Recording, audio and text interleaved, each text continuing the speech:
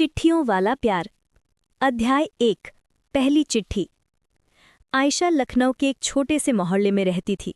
शाम को अक्सर वो अपनी छत पर बैठकर कविताएं लिखती। एक दिन उसने साहित्यिक पत्रिका में एक नई कविता पढ़ी। कविता के अंत में लिखा था, अगर मेरे शब्द आपके दिल को छुएं तो मुझे एक चिट्ठी लिखें। कवि का नाम था राहुल मेहरा। आयशा ने सोचा, क्यों ना लिखकर देखूं, शायद जवाब मिले, शायद ना मिले, लेकिन दिल की बात कागज पर उतारने से अच्छा लगेगा। उस रात उसने पहली चिट्ठी लिखी, मासूमियत से भरी, थोड़ी झिझक के साथ और ढेर सारी भावनाओं से। अध्याय 2। जवाब। दिल्ली के एक छोटे से किराए के कमरे में राहुल रहता था। जब उसने चिट्ठी खोली तो उसके चेहरे पर मुस्कान आ गई। उसने तुरंत जवाब लिखा, तुम्हारे शब्द प्यासे जमीन पर पहली बारिश जैसे लगे। लिखती रहो आयशा। यहीं से शुरू हुआ चिट्ठियों का सिलसिला। हर हफ्ते एक नई चिट्ठी, जिसमें थे सपने, डर, हंसी मजाक, कविताएं और कभी कभी आंसू भी। अध्याय 3। सपने और डर। आयशा अक्सर लिखती, मेरा सपना है एक स्कूल खोलना, जहां गरीब बच्चों को मुफ्त में पढ़ा सकूं।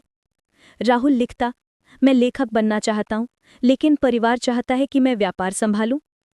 धीरे धीरे दोनों की दोस्ती गहरी होती चली गई। कभी कभी तो चिट्ठियां ही उनका सहारा बन जातीं। एक दिन आयशा ने लिखा, अगर तुम सामने आ गए तो शायद मैं तुम्हें पहचान न पाऊं, लेकिन मेरा दिल जरूर पहचान लेगा। ये पंक्तियां पढ़कर राहुल देर तक सोचता रहा और उसने फैसला कर लिया, अब मिलना जरूरी है। अध्याय 4। पहली मुलाकात। 3 साल बाद राहुल लखनऊ पहुंचा। स्टेशन की भीड़ में वो किसी इशारे की तलाश कर रहा था। अचानक उसने देखा, सफेद सादे कपड़ों में एक लड़की हाथ में कागज का फूल लिए खड़ी थी। राहुल धीरे से पास गया और मुस्कुराकर बोला, आखिरकार हमारी कहानी कागज से जिंदगी में आ गई। आयशा ने नजरें उठाईं, आंखों में हल्की चमक थी। वो धीमे से बोली, दिल ने पहचान ही लिया। उस एक पल में 3 साल की सारी चिट्ठियां जैसे जिंदा उठ गईं। अध्याय 5। इम्तिहान। लेकिन कहानी यहीं खत्म नहीं हुई। परिवार और समाज ने उनका रास्ता रोकने की कोशिश की। आयशा के माता पिता चाहते थे कि वो डॉक्टर बने और एक अच्छे लड़के से शादी करें। राहुल के परिवार को भी व्यापारिक घराने की बहू चाहिए थी। दोनों फिर चिट्ठियों का सहारा लेने लगे, लेकिन अब उन चिट्ठियों में कविताएं नहीं, बल्कि दर्द और वादे लिखे होते।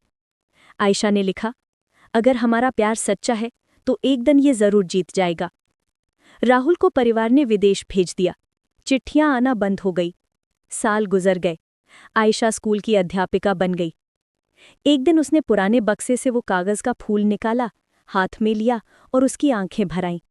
वो जानती थी, उनकी कहानी शायद सिर्फ कागज तक ही लिखी थी,